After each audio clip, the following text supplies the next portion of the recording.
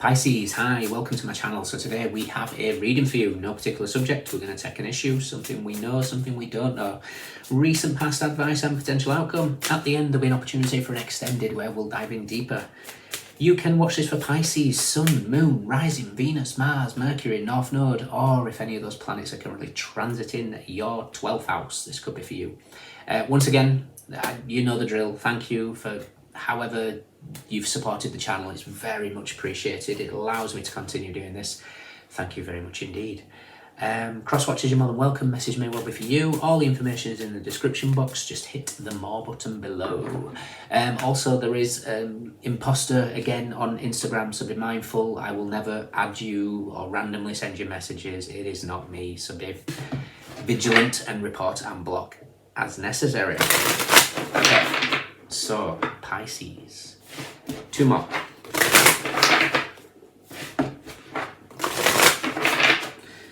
Okay, what do we got? We have the Empress. Beautiful. Okay, oh, interesting.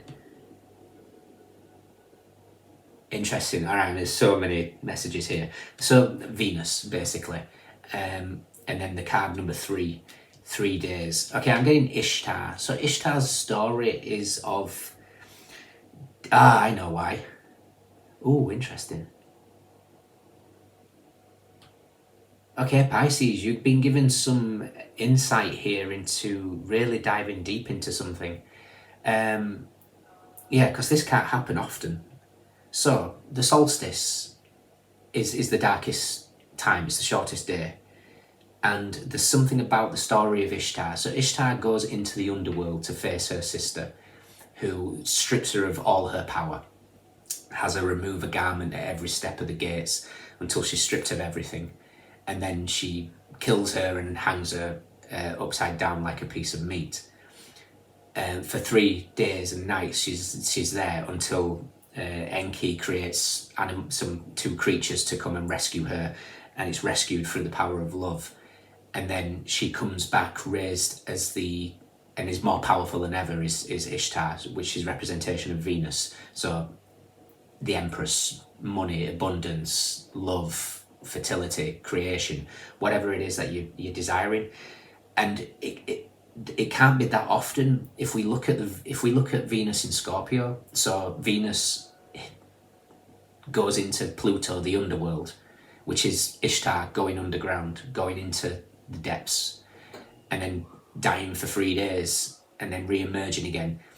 I think you're being asked in this solstice, day before solstice, day after, the shortest time, the shortest days, the darkest nights. Something is embracing, and you're going to come outside of that a lot stronger. Interesting. What do we know?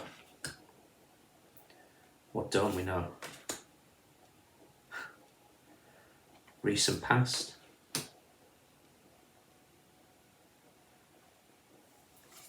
Advice. This is all about the 3 days, without question, guys. And potential outcome. Nice. 1, 2, 3, 4, 5 3s. We've got 4 real 3s, and then we've got a knight. So it's knights are 12s, breaks down to a 3. Wow. Bottom of the deck, we have the 4 of Swords. You are coming up from this. This is a shedding of the skin. This is a brand new version of you afterwards, once we dive and face the devil in the underworld. You're going through a death and a rebirth here. I don't know what process this could be.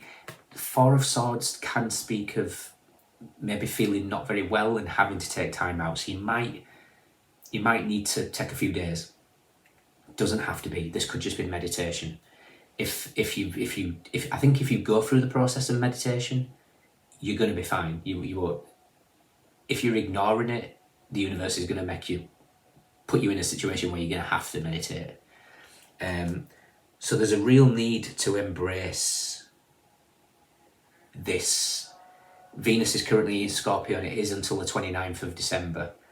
Venus is meeting Pluto here, so there's a loggerheads between the Empress and death, and it's something about rebirth. But when you rebirth, there's going to be a significant change. In what sense, I don't know. This could be a different path that's been aligned to you. This could be a realization. We'll get to that in a second. So, Empress, what we're aware of is the Eight of Pentacles, the Eight of Earth. The Eight of Earth is mastery of self.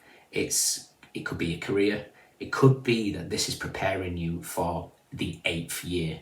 You could be in an 8th year now, possibly. It doesn't have to be. But 2024 is in 8th year. 8 is abundance. And I almost feel like this is like this prep. There's something that is dying within you, ready to rebirth, and you're going to be in a massive powerful position. Again, it seems being pushed here to embrace this energy of Venus in Scorpio, essentially. So how do we embrace Venus in Scorpio? Venus, Scorpio is kind of like it's possessiveness, but Venus is trying to teach us how to be more energetically fluid and let go of certain things. So this could be embracing vulnerability. This could be exploring our fears in regards to our insecurities, our shadows, our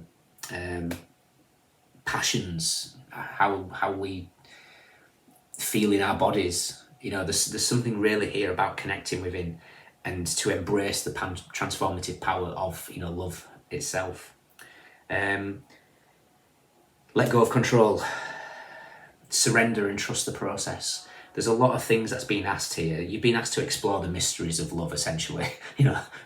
The Empress faces up against Pluto, or Empress faces up against death. There's something about embracing and intensity, embracing the passion and intensity that this astrology brings. I don't know where we got to. What we're not aware of is the Three of Cups. There's another three. What we're not aware of here is there's something about embracing this. Mercury in Cancer, so the Magician meets the Chariot. This could be, again, we're talking about that three days. This could be 3 days of maybe a water fast with the cups here. Who knows? Recent past, we have the Three of Swords. The Three of Swords there's indicating of some sort of pain. I believe you might be shown your pain of the past, and that doesn't mean to say that you're going to live through it. You're going to be shown the pain of the past so that it can be healed. I don't know what it means. It could be different for all of you, but again, it's that shadow. It's facing your fears. It's facing that shadow. It's her. I mean, if you look at it, you could see that as Ishtar. She's stripped naked and she's facing the darkness. She's putting her hands up because she's not fearful. Ishtar is the goddess of war as well as love and beauty. Your advice is the Three of Earth. The Three of Earth speaks of Mars in Capricorn. The Tower meets the Devil. There is some sort of shake-up here that, the underworld, Ishtar was knocking on the gates of her sister's domain. There's a tower energy that's going to shake things up, and it's going to shake up the shadows. It's going to shake up the things that need to be brought into view, alignment. The outcome is the Knight of Earth. The Knight of Earth is dependable, but I kind of feel like it's something, there's a change or a transition. There's something about this particular deck. I'm not familiar with the Knight of Earth, so I just want to quickly read her. Okay. The Knight of Earth lives in the deep old-growth forest where the land is humid and lush. It is their job to slowly break down the fallen trees and the bodies of animals who have passed and incorporate them into the soil, where they will be reborn. It is a long, slow process, but their dedication allows the forest to evolve and grow. While walking in the woods and you see a cluster of mushrooms on a fallen, rotten tree, that is the Knight of Earth at work. The Knight of Earth brings the stamina needed to complete a job that takes time and dedication. You want this energy near you when facing a tedious task that you must complete. Think about that time you had to write a paper on a boring subject or clean your house. The energy that helped you get through that right there, my friend, was the Knight of Earth.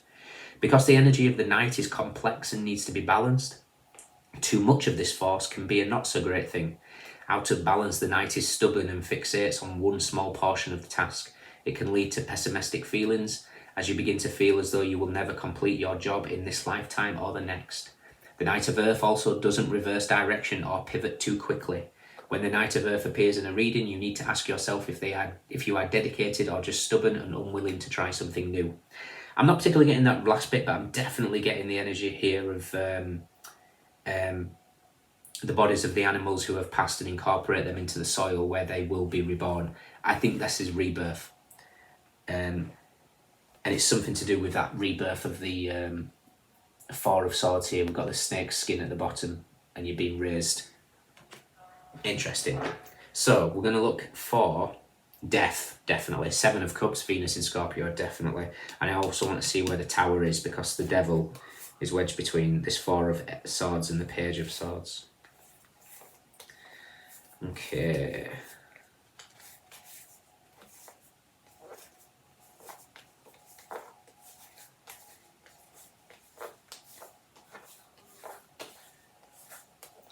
The Tower is with the Star card and the Nine of Cups.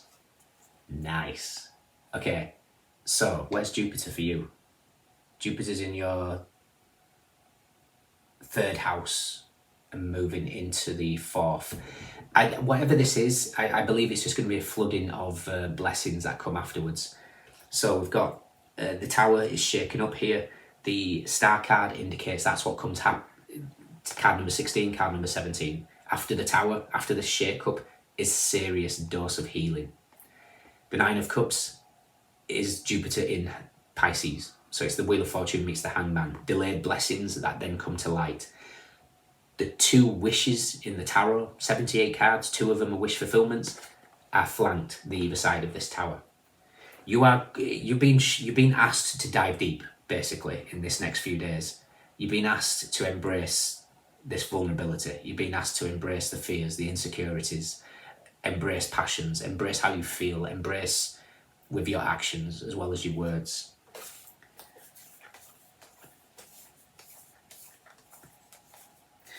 Death is with the Page of Cups and the Nine of Swords. Face the fears. Death and the Page of Cups literally is a card combination that promises great things around the corner. Nine of Swords is saying breathe through this. Face whatever it is that you need to face. Mars in Gemini is the Tower meets the Lovers. This could be about a partnership, this could be about a decision, but I just kind of feel like it feels like just the question of love itself. What is love?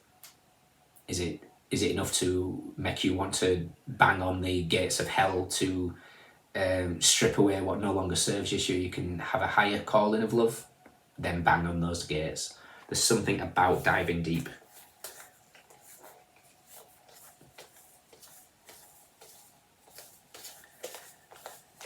And then the Seven of Cups.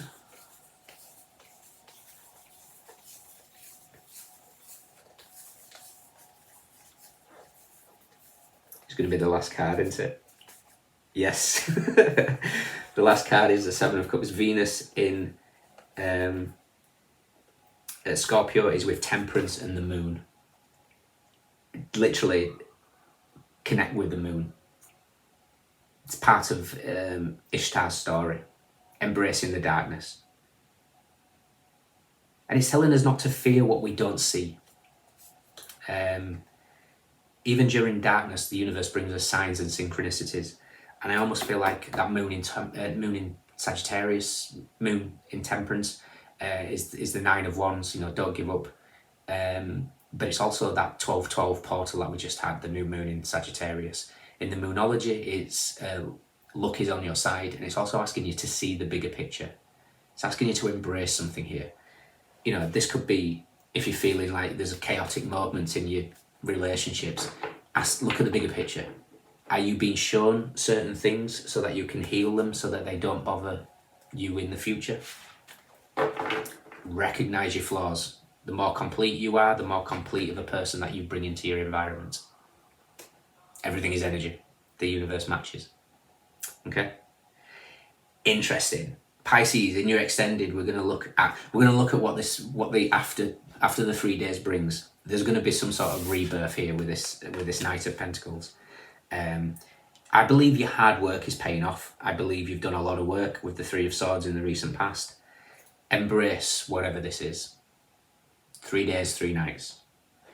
And then creatures will come to the rescue. NK will create something. Okay, if you can join me, fantastic. If not, let me know if this resonates. We have Taurus, Libra, Sun in Virgo, Mercury in Cancer, Saturn in Libra, Mars in Capricorn, Jupiter in Libra. And interestingly as well, Jupiter in Libra, it's the Wheel of Fortune meets Justice. What is destined for you? This could be destined contracts, especially with the South Node being in the South Node currently in Libra of the 7th house, bringing fated people into your life. Just trust the process. Capricorn, Mars in Scorpio, Pisces, Aries, Mars in Pisces, Leo, Gemini, Venus in Cancer. I mean, look at that. We've got the Sun with the Lovers and the Two of Cups. You are aligning to beautiful love in all aspects of your life. Enjoy. Bye.